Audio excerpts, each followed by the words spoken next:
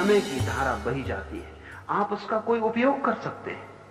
आप सिर्फ एक उपयोग करते हैं, स्थगित करने का। कल करेंगे, परसों करेंगे, छोड़ते चले जाते हैं इस भरोसे कि कल भी होगा। लेकिन कल कभी होता नहीं, कल कभी भी नहीं होता है। जब भी हाथ में आता है तो आता है आज, और उसको भी कल पे छोड़ देते हैं।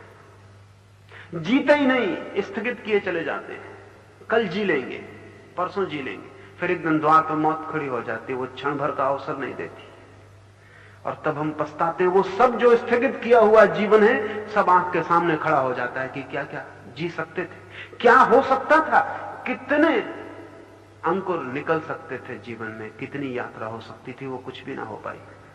तब पीछे लौट के देखते हैं तो कुछ तिजोरियों में रुपए दिखाई पड़ते हैं जिनको भर लिया जीवन के मूल्य पर। कुछ लड़के बच्चे दिखाई पड़ते हैं जिनको बड़ा कर लिया जीवन के मूल्य पर। वे चारों तरफ बैठे हैं खाट के और सोच रहे हैं कि चाबी किसके हाथ लगती। रो रहे हैं लेकिन ध्यान चाबी पर है। इनको बड़ा कर लिया जीवन के मूल्य पर। हिसाब किताब, खाता बही, बैंक सब चलेगा, आप हट जाएंगे।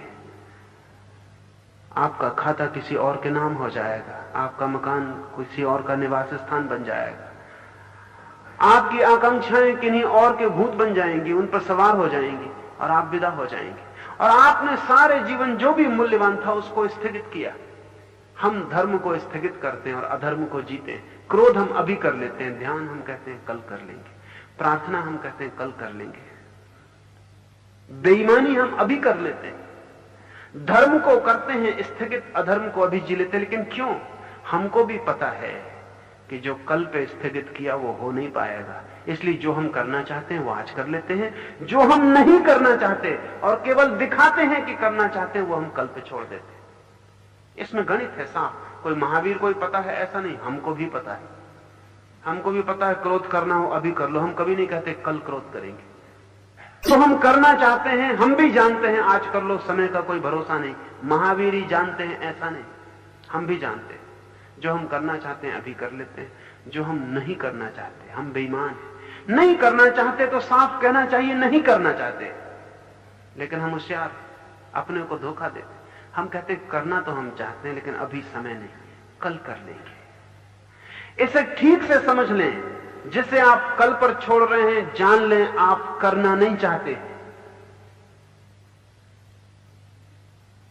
ये अच्छा होगा, ईमानदारी होगी अपने प्रति कि मैं करना ही नहीं चाहता। इसलिए तो शायद आपको चोट भी लगे कि क्या मैं ध्यान करना ही नहीं चाहता, क्या मैं शांत होना ही नहीं चाहता, क्या मैं अपने को जानना ही नहीं चाहता, क्या इस जीवन के रहस्य में मैं उतरना ही नहीं चाहता। अगर आप ईमानदार हो तो आपको चोट लगेगी, शायद आपको ख्याल आए कि मैं गलती कर रहा हूं, ये करने योग्य जो है मैं छोड़ रहा हूं। होशियारी ये है कि हम कहते हैं करना तो हम चाहते हैं, कौन मना कर रहा है। मेरे पास लोग आते हैं वो कहते हैं साधना में तो हम जाना चाहते हैं, कौन मना कर रहा है, लेकिन अभी नहीं। यह तरकीब, इस तरकीब में उनको यह नहीं दिखाई पड़ता कि जो हम नहीं करना चाहते उसे हम भ्रम पाल रहे हैं कि हम करना चाहते हैं। महावीर कहते हैं काल है निर्दयी और शरीर दुर्बल। काल पर भरोसा नहीं किया जा सकता, उससे हमारा कोई संबंध नहीं है, और शरीर है दुर्बल। शरीर पर हम बहुत भरोसा करते हैं, शरीर पर हम इतना भरोसा करते हैं जो कि आश्चर्यजनक है। क्या है हमारे शरीर की क्षमता, क्या है शक्ति। 98 डिग्री गर्मी और 110 डिग्री गर्मी के बीच में 12 डिग्री गर्मी आपकी क्षमता है। इधर जरा नीचे उतर जाएं, 95 डिग्री हो जाए, फैसला हो गया। उधर जरा 110 के करीब पहुंचने लगे, फैसला हो गया। 12 डिग्री गर्मी आपके शरीर की क्षमता है। उम्र कितनी है आपकी? इस विराट अस्तित्व में जहां समय को नापने के लिए कोई उपाय नहीं है, वहां आप कितनी देर जीते? 70 वर्ष, 80 वर्ष। कोई 100 वर्ष जी गया तो चमत्कार है। 100 वर्ष हमें बहुत लगते हैं। क्या है 100 वर्ष इस समय की धारा में? कुछ भी नहीं, क्योंकि पीछे है अनंत धारा जो कभी प्रारंभ नहीं हुई, और आगे है अनंत धारा जो कभी अंत नहीं होगी। इस अनंत में 100 वर्ष का क्या है अर्थ? इस 100 वर्ष में भी क्या करेंगे? वैज्ञानिक हिसाब लगाते हैं तो आदमी 8 घंटे सोता 24 घंटे में, 4 घंटे खाना पीना, स्नान, कपड़े बदलना, उसमें व्यय हो जाते। 8 घंटे रोटी कमाना, घर से दफ्तर, दफ्तर से घर, उसमें व्यय हो जाते। 20 घंटे जो 4 घंटे बचते हैं उसमें रेडियो सुनना, फिल्म देखना, अखबार पढ़ना, सिगरेट पीना, दाढ़ी बनाना, ऐसा 24 घंटे व्यय हो जाते। बचता क्या है इस 100 वर्ष में आपके पास, जिससे आप अपनी आत्मा को जान सकें, पा सकें? अगर आदमी की कहानी हम ठीक से बांटें तो बड़ी फिजूल मालूम पड़ेगी। A tale told by an idiot full of fury and knives signifying nothing। एक मूर्ख द्वारा कही हुई कथा, शोरगुल बहुत, मतलब बिल्कुल नहीं। शोरगुल बड़ा होता है, हर बच्चा बड़ा शोरगुल करता हुआ संसार में आता है कि तूफान आ रहा है, और थोड़े दिन में ठंडे हो जाते, लकड़ी टेक के चलने लगते। वो सब तूफान, वो सब शोरगुल, सब खो जाता। आंखें धुंधली पड़ जाती, हाथ पैर कमजोर हो जाते, बिस्तर पे लग जाते। झूले से लेके कब्र तक कहानी क्या है, सामर्थ्य क्या है शरीर की? बड़ा कमजोर है। जरा सा बैक्टीरिया घुस जाए बीमारी का, तब पता चल जाता है कि कितनी आपकी ताकत है। गामा लड़ते होंगे पहलवानों से, लेकिन क्षय रोग से नहीं लड़ पाते। गामा टीबी से मरा। अब टीबी के कीटाणु कितनी छोटी चीज, आंख से दिखाई भी नहीं पड़ती। बड़े पहलवानों से जीत लिए, छोटे पहलवानों से हार गए। शरीर की ताकत कितनी है। बड़ी बड़ी बीमारियां छोड़ दीजिए, कॉमन कोल्ड से लड़ना मुश्किल होता। साधारण सर्दी जुकाम पकड़ ले तो उपाय नहीं, सब ताकत रखी रह जाती।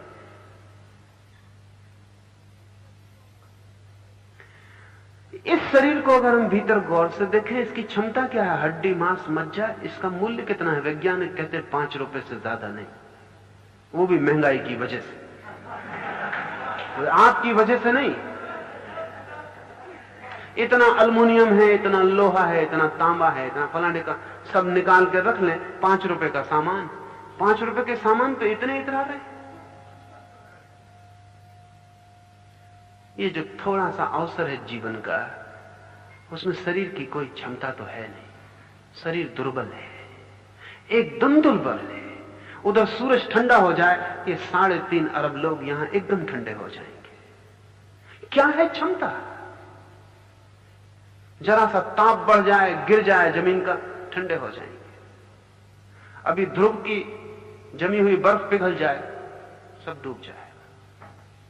वैज्ञानिक कहते हैं वो पिघलेगी किसी ना किसी दिन। अगर ध्रुव प्रदेश में जमी हुई धूप किसी भी दिन पिघल गई तो सारे समुद्रों का पानी 1000 फीट ऊंचा उठ जाए, सारी जमीन डूब जाएगी। वो किसी भी दिन पिघलेगी, और नहीं पिघलेगी तो रूसी या अमेरिकी उसको पिघलाने का उपाय खोजते हैं। क्योंकि वो इसलिए खोजते हैं कि अगर कोई उपद्रव का, झगड़े का मौका हो तो इस दूसरे को मौका नहीं मिलना चाहिए दुनिया मिटाने का, हमको मिलना चाहिए। हालांकि हम भी उसमें मिटेंगे, लेकिन कहानी रह जाएगी। हालांकि कहानी कहने वाला कोई भी नहीं रहेगा। और कहते हैं रूसी वैज्ञानिक ने तो तरकीबें खोज ली हैं कि किसी भी दिन आने वाला अगर कोई तीसरा महायुद्ध हुआ तो वो ध्रुव प्रदेश की, साइबेरिया की बर्फ को पिघला देंगे। कोई 7 सेकंड लगेंगे उनको पिघलाने में। एटॉमिक एक्सप्लोजन से पिघल जाएगी, तत्काल सारी जमीन बाढ़ में डूब जाएगी। वैसी बाढ़ पुराने ग्रंथों में एक दफा और आई है। ईसाई कहते हैं कि नूह ने अपनी नाव में लोगों को बचाया, सारी जमीन डूब गई।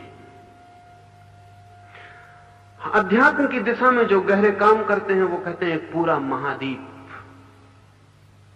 अटलांटिस डूब गया। पूरा महाद्वीप जो उस समय की शिखर सभ्यता पर था, जैसे आज अमेरिका, वैसे अटलांटिस पूरा का पूरा डूब गया।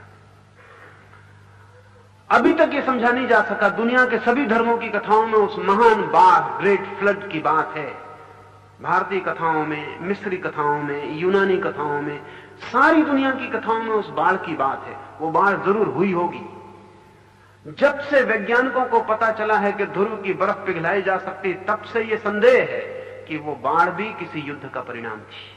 वो अपने आप नहीं हो गई थी, किसी महायुद्ध में किसी महासभ्यता ने बर्फ को पिघला डाला, सारी जमीन डूब गई। वो महाप्रलय थी। वो कल फिर हो सकती है। आदमी का बस कितना है? हिरोशिमा पर बम गिरा, जो जहां था वहीं सूख गया एक सेकंड में। एक तस्वीर मेरे मित्र ने मुझे भेजी थी। एक बच्ची सीढ़ियां चढ़ के अपना होमवर्क करने ऊपर जा रही, रात 9 बजे। वो अपने किताब, बस्ता, बही के साथ सूख के दीवार से चिपक गई, राख हो गई। 1,20,000 आदमी सेकंडों में राख हो गए। उनकी भी आकांक्षाएं आप ही जैसी थी, उनकी भी योजनाएं आप ही जैसी थी। उन्होंने भी समय का बड़ा भरोसा किया था, उन्होंने भी शरीर का बड़ा बल माना था। वो एक सेकंड नहीं रुकता।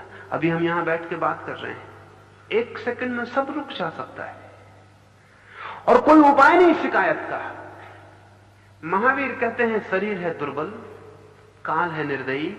ये जानकर भारंड पक्षी की तरह अप्रमत्त भाव से विचरण करना है। भारंड पक्षी एक मिथ, मैथोलॉजिकल पौराणिक पक्षी है। एक काल्पनिक कवि की कल्पना है कि भारंड पक्षी मृत्यु से, समय से, जीवन की क्षणभंगुरता से इतना ज्यादा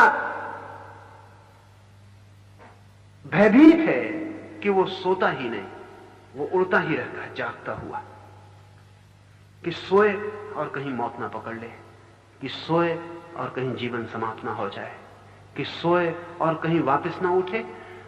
काल्पनिक पक्षी है। तो महावीर कहते हैं भारंड पक्षी की तरह समय निर्दयी, शरीर दुर्बल, ऐसा जानकर अप्रमत्त भाव से, बिना बेहोश हुए, होश पूर्वक, विथ अवेयरनेस, जागरूकता से जीना ही प्राज्ञ